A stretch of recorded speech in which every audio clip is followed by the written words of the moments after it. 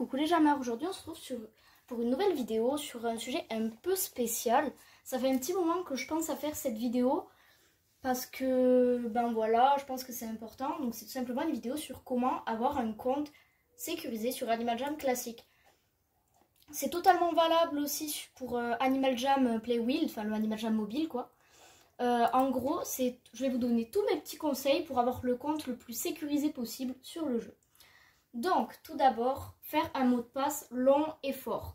Donc, un mot de passe de plus de 10 caractères et un mot de passe qui ne veut rien dire, avec des majuscules, des minuscules, des chiffres et des caractères spéciaux, du style des points d'exclamation, points d'interrogation et tout ça.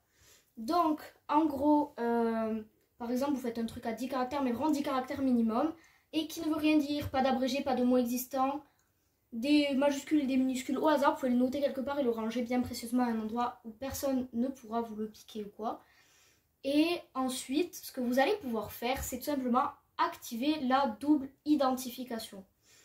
En gros, la double identification, c'est quelque chose qui permet que quand vous vous connectez sur un nouvel appareil ou pour la première fois depuis que vous avez activé la double identification ou après un changement de mot de passe, peu importe sur quel appareil il faudra le refaire, ça vous demandera de rentrer un code reçu par mail en fait, qui en plus de votre mot de passe. Donc une fois que vous avez rentré votre mot de passe, ça vous demande cette double identification, c'est un code que vous recevez par email et voilà, tout simplement, il permettra de sécuriser énormément votre compte. Personnellement, je l'ai activé. Ça peut paraître embêtant, mais c'est pas tellement embêtant que ça finalement. Et bien sûr, je voulais vous sensibiliser à propos d'un nouveau phishing sur Animal Jam.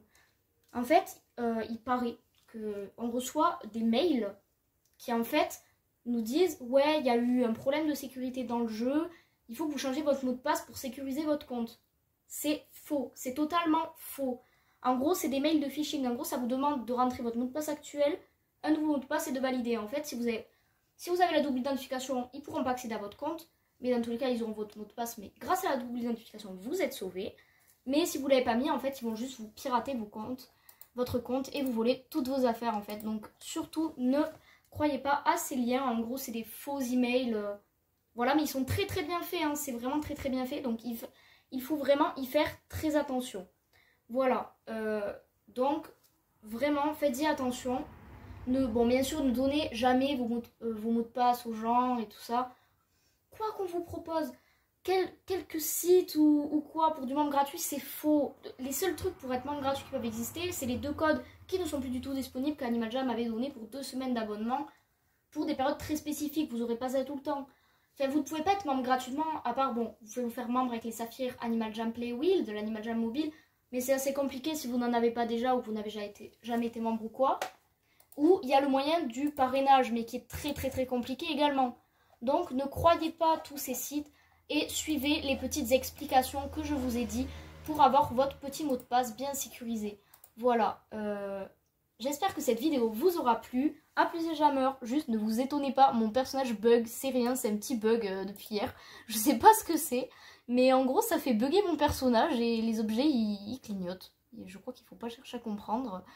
Voilà, donc j'espère que cette vidéo vous aura plu et à plus.